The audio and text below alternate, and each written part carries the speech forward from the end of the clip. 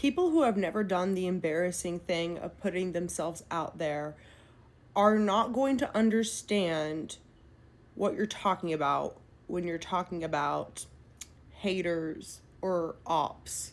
I'm reminded of the idea of when you're climbing cringe mountain, or when you're on the path to greatness, or you are the man in the arena, if you are familiar with the famous Teddy Roosevelt quote. It's not the critic that counts. And if you don't have critics and you see people talking about their experience of learning to detach from critics, it's not going to compute to you, because we're playing different games here.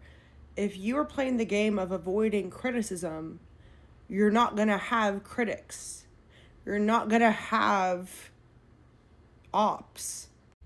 Really, really successful people are always going to have people who do not align with them, either philosophically or morally or creatively.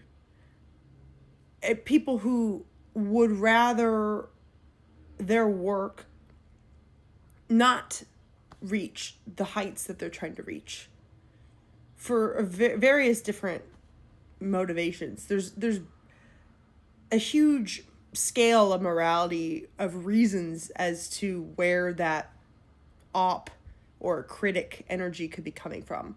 Some more harmless than others. When you become really successful, you learn to be desensitized to how it feels to get criticism.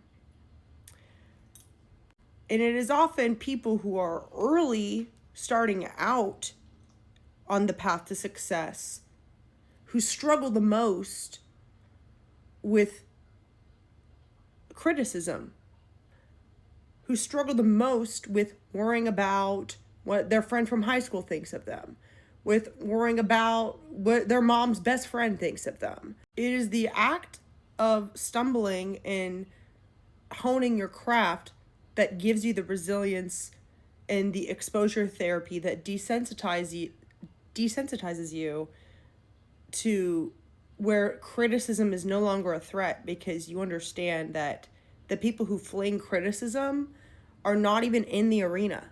People who are really successful, more successful than you, would never judge you for trying. They don't fling criticism at someone who is experimenting with trial and error. They don't think it's embarrassing or cringe to be new or to have room for improvement and growth. I don't know, somewhere along the line in culture, I'm not sure where this idea came from, but some critics will look at a person who has thrown themselves in the arena enough times that they have desensitized themselves to criticism, to where they only take constructive criticism, constructive feedback. They don't pay much attention to people flying shit from the cheap seats, right? But the people who have never been in the arena, who would rather stay critics and stay haters, they look at people like that at that level and they think that you have an ego, that you're arrogant, that you should be listening to their criticism. But they don't even know what they're talking about. They could, for all day long, be like, you know what? I'm perfect, I'm right, because I don't get all this criticism flung on me, whereas this person does get criticism flung on them. Again, we're playing different games here. If the game you're playing is to avoid criticism, then you're not in the arena. If the game you're playing is to avoid criticism, that doesn't mean that your criticism that you fling at other people is correct. It just means, good job. You avoided criticism. You shielded your ego. You didn't learn anything. Meanwhile, those of us over here who are being cringe and annoying and are being tryhards, we are being brave. We are daring greatly. We are getting more resilient. We're getting better at our craft. We are desensitizing ourselves to the feedback of critics, and instead we're focused on the feedback loops that we're creating for ourselves from our own trial and error. And we're using the right information. We're increasing our discernment so that we know what feedback is useful to help us become better. We are not protecting our egos with a defense, with a mask. We are allowing ourselves to experience character development. And here's how it works, is that when you are on the rise, when you are doing something new and you have that momentum, that's when you're going to deal with the critics more. Once you reach a certain threshold, people tend to quiet down a little bit.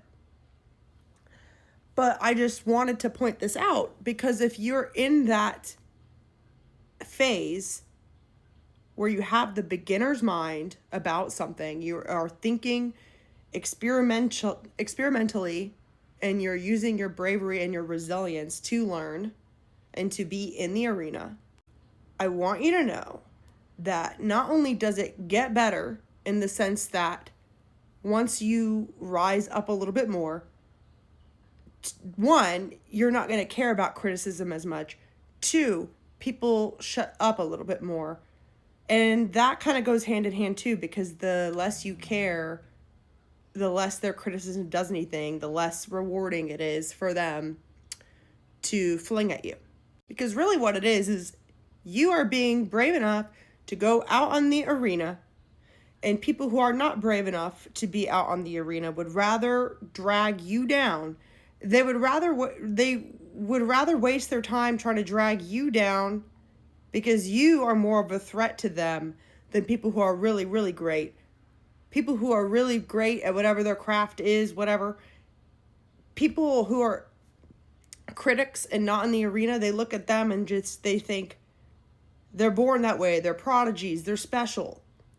They don't even see themselves in those people, but they could see themselves in you. Someone who is trying, who is willing to risk being embarrassing.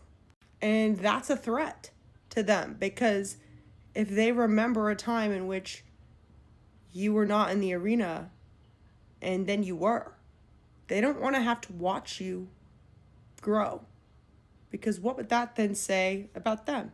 Anybody who has ever been great has dealt with criticism, haters, ops, and you learn through the exposure of it how to differentiate between good faith feedback versus just bullshit. And you also learn to you start to see the pattern behind it. But I also just want to point out that it's like, it is harder. What people might not understand is they might assume that someone who is really great and an obvious threat is going to get the most hate. But that's not how it works. People tend to quiet down once you get to that level of self-evident greatness. But when you are climbing cringe mountain, that's when it's worse. And then when you talk about it, people are like, who does she think she is? She obviously doesn't get all that hate. It is actually worse when you're climbing. I hope that this is helpful to someone.